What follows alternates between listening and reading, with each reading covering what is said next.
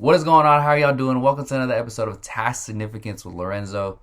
Today I'm going to tell y'all the story of how I was able to pay $4,000 towards my Israel vacation next October. To give you some backstory, it was around June that I saw my favorite rapper Lecrae post about this opportunity to go to Israel. Now I've been wanting to go to Israel for a good amount of my life, mainly since Easter. And I really wanted to see the tomb where Jesus was and to learn the context and to see the background where the Bible took place. I mean, this is the book I'm basing my life off of. Wouldn't it be cool to see where it was actually formed or where it actually happened? So I learned that not only him, but Dr. Eric Mason and two other thought leaders, through educational opportunities, were going to be taking a 16-day cruise into the Holy Lands. And for an additional, I just found out today, I got approved, $800, I will be able to experience and see the Sistine Chapel in Rome. Shout out to the boy Michelangelo. This has been one of my bucket list things since 7th grade to see this in real life. So how did I do it? How did I manage to save everything? Now, before I even get into that, number one, this is a legit opportunity. It's not a scam.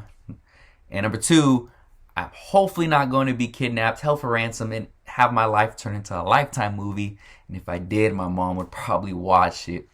So how'd I do it? My current capacity right now is I'm working on my master's at University of Arizona online while working part-time at UPS, making $21 an hour. I first paid my deposit using my savings. My savings played a little bit into this, but the majority of the money was taken care of through saving up and through side tasks and selling. First thing I did was I got my graduation money from Fresno State, about $700, and I put that into a Robinhood account.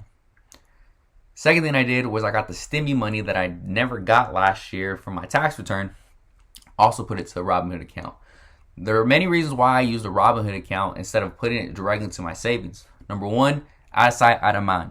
If I see that my check-ins go straight to my savings, how more likely am I to have an emergency where I needed to buy a pair of shoes or needed to go to a baseball game and deem that as an emergency? Number two, Robinhood gives me more interest in the back end because they're independent FDIC. So I'm getting about 0.7 interest rate overall in a year instead of 0.0001 in Chase bank account. And additionally, Robinhood, it was just easier. So that's my number one tip for saving for anything, is put it somewhere that you will not see, out of sight, out of mind, and it's safe, secure. Third thing I did was I started to put away $100 to $150 every week for my UPS check. Thankfully, we get paid every week, so it's pretty manageable. And I reverse engineered how long it would take for me to pay off this $5,500 trip. And it was originally supposed to take me into December if I just did that route of 100, 150 every week. So, and to make that smaller, I decided to pick up a second job at Hippie's Brew, where for 3 to 4 times a week, I was delivering coffees from each store from 6 a.m. to like 8:30 a.m. It was pretty easy work, but thankfully at the time, we only had one driver, which was me, and I had the skills and was reliable to do it.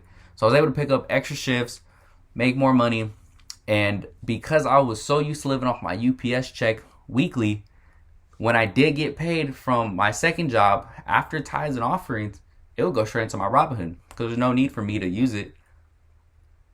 The next thing I did was I started selling my clothes and other knickknacks around the house. My 36s didn't fit anymore. My larges didn't fit anymore because I lost weight from changing my diet. Instead of giving that away to Goodwill and not making anything, I decided to use Depop, Poshmark, OfferUp in order to sell these items and get some money back. And since then, March, when I started this side business, I made about $500 in total from everything. So after I paid tithes and offerings, shipping and handling, all the fees, put that straight into the Robinhood. The next thing I did was I used an opportunity from Fresno State to volunteer to get paid. How did I do this? I signed up for our local junior camp where I was able to mentor the teenagers and watch over them for 3 days. And once I reported that to Fresno State, after the first 20 hours, I got a $500 check. So as soon as I got that check, I used it to pay my tithes and offering straight into Robinhood.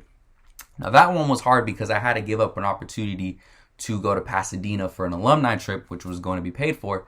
However, the main theme in this story is that in order to get something long term, you're going to have to sacrifice. You're going to have to kill instant gratification, because I know how easy it is to want to buy a pair of Yeezys and buy a baseball tickets and take your date out to a fancy restaurant.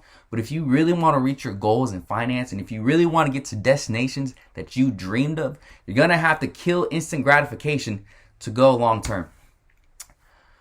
So then after that, I got a good amount of lump sum in my Robinhood, and at the time it was still going to put me at November if I kept putting 100 away. So then I signed up for TaskRabbit, and thankfully I worked for clients such as Dr. Elsa and my boy Jake, and they gave me so many hours to help package their product. And because they like my work, they let me come back to even Dr. Elsa offered me an independent contract. So I was able to come back to San Francisco, get paid $20 an hour, be there 3 to 4 hours a day. And after I got paid from that, again, tithes and offering, because that was really the biggest thing, that I'm trusting God and He opened up windows. It's not prosperity gospel. That's just Proverbs 21:5. We'll get there in a second. That I was able to put that paycheck from the independent contract in every dollar I got from side gigs, which is kind of funny because when I worked for side gigs, I would make sure that money would go straight to where it needed to go. I wouldn't touch it because I know how hard I worked, how the houses I had to clean, the deliveries I had to make, the product I had to package. It meant that much more to me because I knew with each and every time I worked, when I'm at the tomb at Jesus wearing my Yeezys, it's going to be worth it. So overall, it took me about 4 to 5 months to pay off the $5,000 trip. And the biggest takeaways I want you to do, take it from this, number one, if you want to save, out of sight, out of mind, get us another savings or checkings account that's not connected to you. Second, delay instant gratification is the biggest thing to overcome in order to reach your long-term goals. 3, there's always ways to build your skills in your network in order to make more money in the legal way. And I highly recommend TaskRabbit and trying to sell your clothes, because there's always somebody out there wanting to value stuff that you don't want. And number 4, have a plan, have a budget, because Proverbs 21:5, as I said earlier, those that work hard and plan accordingly will prosper.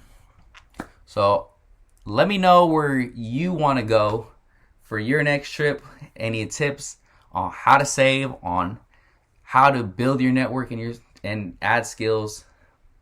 And make sure to follow and review this podcast. And I will see you on the next episode.